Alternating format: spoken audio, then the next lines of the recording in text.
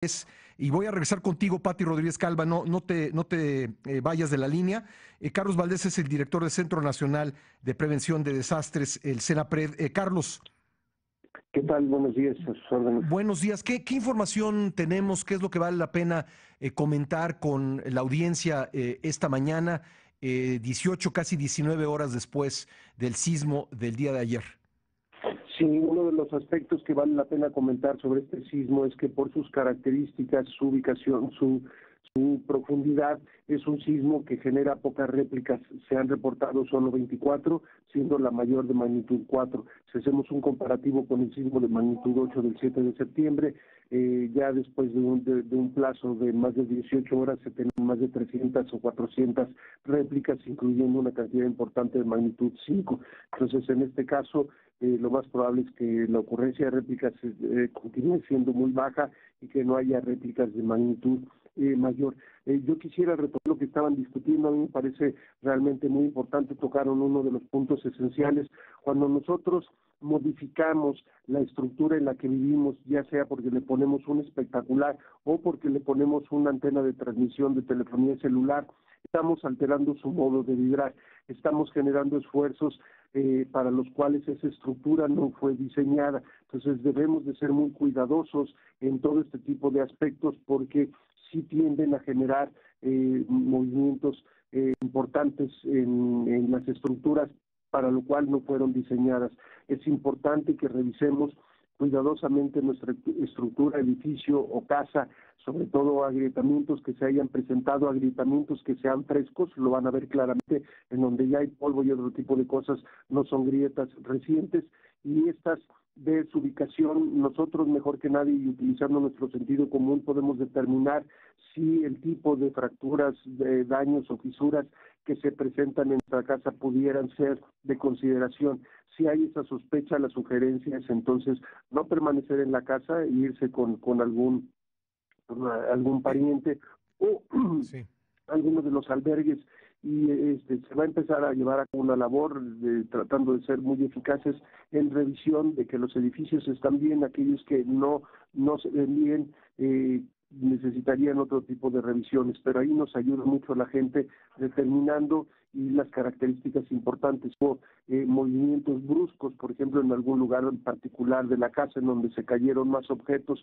Todo este tipo de información es útil cuando se trata de hacer las evaluaciones de los inmuebles. A ver, voy a preguntarte primero, Carlos, si me permites, por las réplicas. Me comentas que este temblor, a diferencia del 7 de septiembre, que ha provocado más de 2,000, a lo mejor ya andamos por las 3,000 réplicas, este ha provocado un número limitado de réplicas.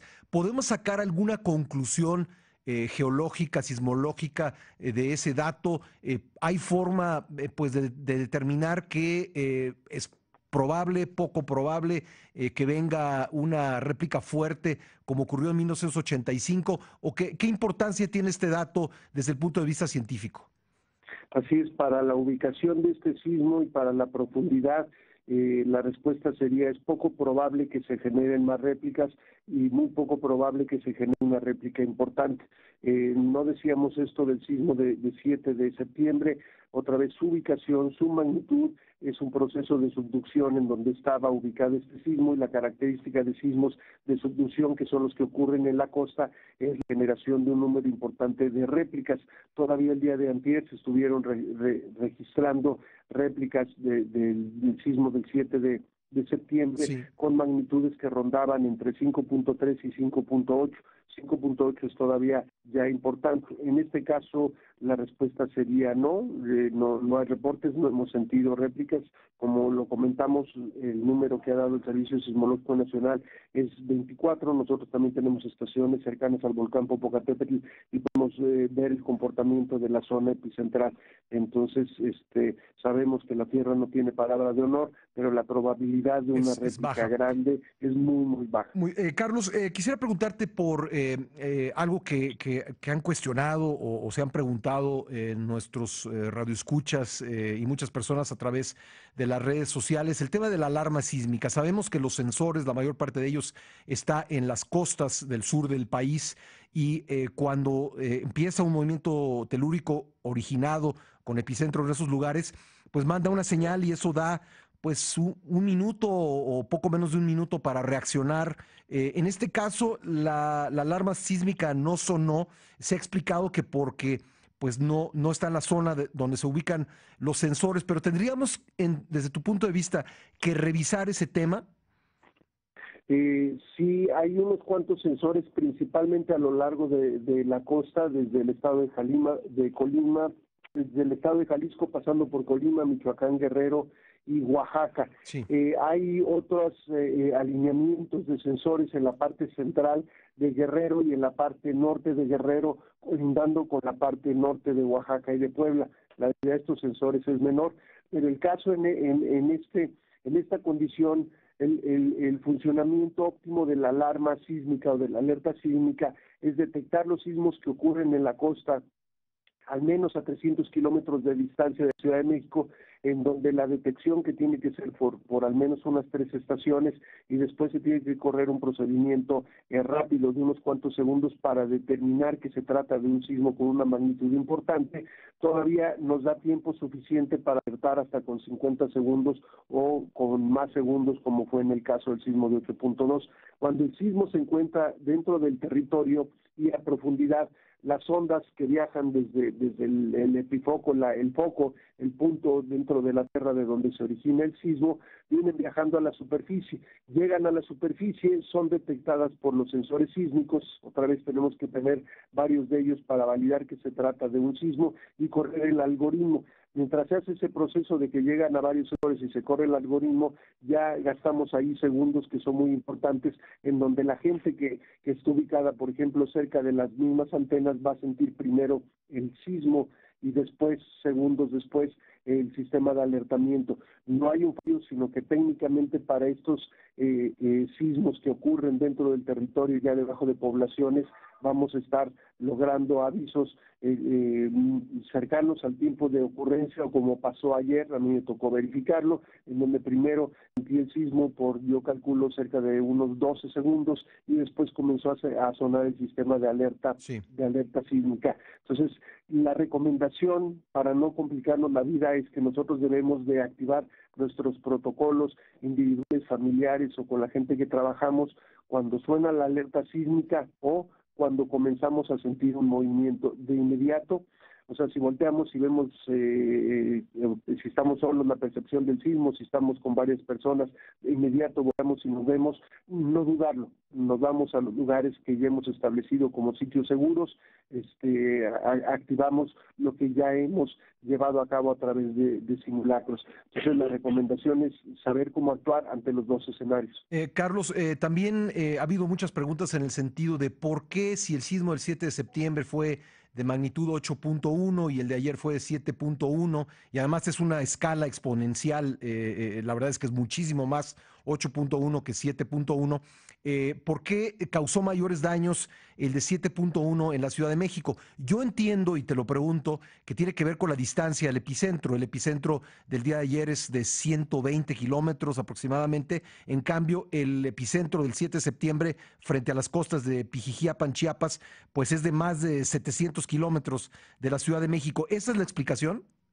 Sí, si me permites utilizar una analogía como lo estamos haciendo ahorita al hablar, si tomamos la distancia de la Ciudad de México a el sismo del día de ayer, cerca de los 110 kilómetros, si lo utilizamos como la distancia de un metro y medio, y la comparamos con una distancia equivalente a los 7 metros correspondiente al sismo del 7 de septiembre, y lo utilizamos simplemente con la voz, nos va a quedar muy claro que la persona que está a 1 metro de distancia de donde estamos hablando nos va a escuchar perfectamente.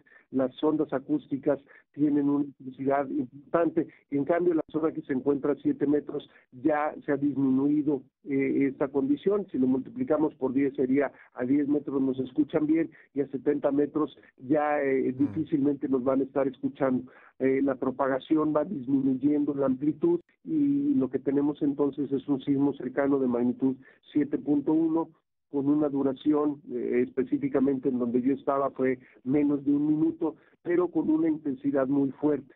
En cambio, el sismo de magnitud 8.2, por su tamaño, su duración en la Ciudad de México fue mayor, pudieron llegar a 2 minutos, pero la intensidad de estas ondas sísmicas fue mucho más baja.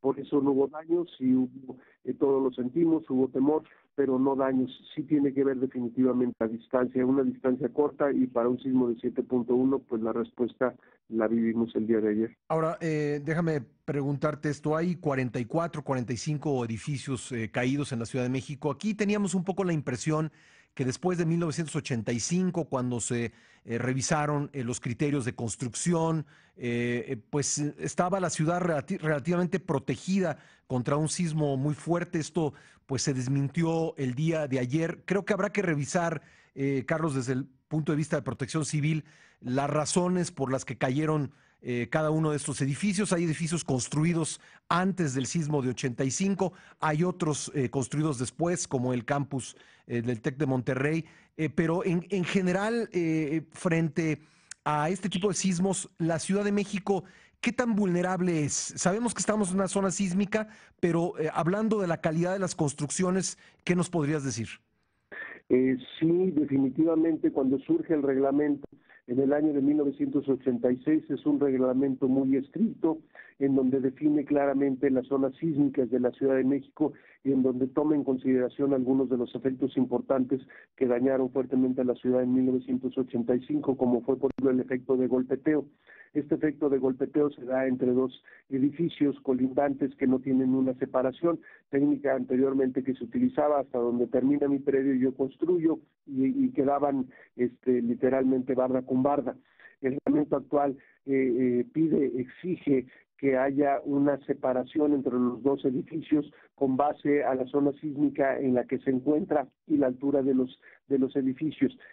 ¿Cuál es el problema que tenemos aquí? Es que el reglamento surge en 1986 y no es retroactivo. Todas aquellas construcciones que fueron hechas con anterioridad tendrían el reglamento de 1979 o el de 1957 como vigentes, pero estructuras que fueron construidas con el reglamento del 57 no pasarían el reglamento actual, y eso la ley no nos obliga. Nosotros debemos de considerarlo, debemos de ver nuestra casa, nuestro edificio, y si nosotros necesitamos fortalecerlo. Son elementos que no son caros comparado con el valor del edificio, y hay la creencia generalizada que literalmente nos van a pedir casi el costo de la edificación, y no hay técnicas que fortalecen a los edificios, pero hay que llevarlas a cabo antes de que ocurran los sismos. Entonces hay que valorar claramente las estructuras que fueron construidas después del 86, porque el reglamento lo tuvieron que haber pasado y tuvieron que apegarse a lo que dice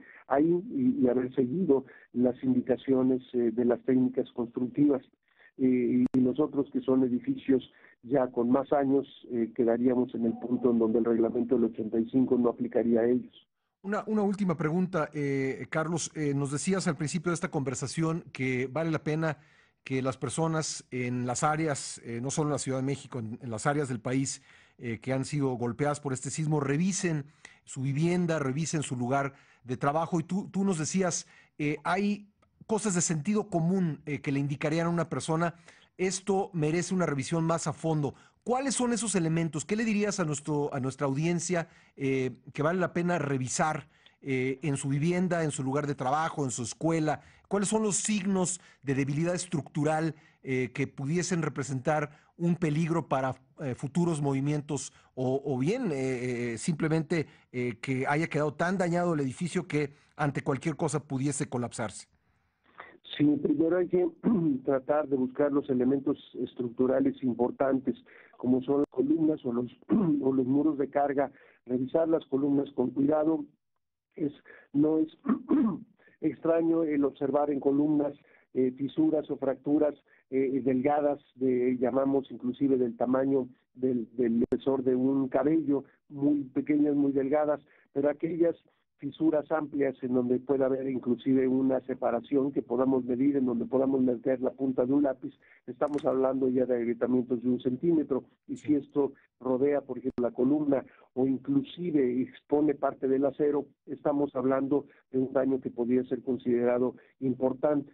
Muchas veces vemos nosotros en el enyesado o el acabado de una pared y vemos una fisura o fractura. Lo que vale la pena ahí es, con un desarmador o con una navaja, escarbar esa parte del enyesado y ver si esa fractura también se continúa en la parte del ladrillo, el tabique o el concreto que tengamos ahí atrás. Si solo es en la parte superficial, no habría mayor preocupación, pero si este agrietamiento también está en la parte de los ladrillos o del bloque y se continúa todo lo largo de esa fractura, y ubicamos que se trata de un muro de carga, nos están entonces determinando elementos importantes en donde habría que hacer una mayor evaluación. Si también observamos lugares en donde la amplificación provocó que se volcaran muebles, que se cayeran objetos, y todo esto está concentrado en lugares, nos están indicando que esos son los lugares de mayor amplificación, que por supuesto esos no son los sitios en donde nos debemos de proteger, pero que en ese sitio debemos de ponerle atención parte de la estructura, a qué parte de la estructura pertenece, y de esta manera lo que vamos a hacer es tener una idea. Si esta evaluación a nosotros nos da desconfianza, y ahí la parte del criterio o del sentido común, pues entonces lo que deberíamos de hacer es no utilizar el inmueble y esperar que alguien lo revise. Nosotros percibimos, ¿no?, el comportamiento de las estructuras y podemos ser los mejores evaluadores porque vivimos en esos lugares. Pues Carlos, muchísimas gracias por esta información. Ha sido, yo creo que muy útil para nuestros radioescuchas. Vamos a dejarte trabajar. Sabemos que tienes que entrar a una junta. Te aprecio muchísimo estos minutos para el programa. Carlos Valdés, director del Centro Nacional de Prevención de Desastres, el CENAPRED. Gracias. Gracias. Bueno, ahí tiene usted, le cuento antes de irnos a pausa, que la mañana de este miércoles se declararon 3 días de luto nacional por las víctimas del sismo de 7.1 grados con epicentro a 12 kilómetros al sureste de Xochiapan, Morelos. A través de su cuenta de Twitter, la Secretaría de la Función Pública informó: se declaran 3 días de luto nacional por las víctimas del sismo.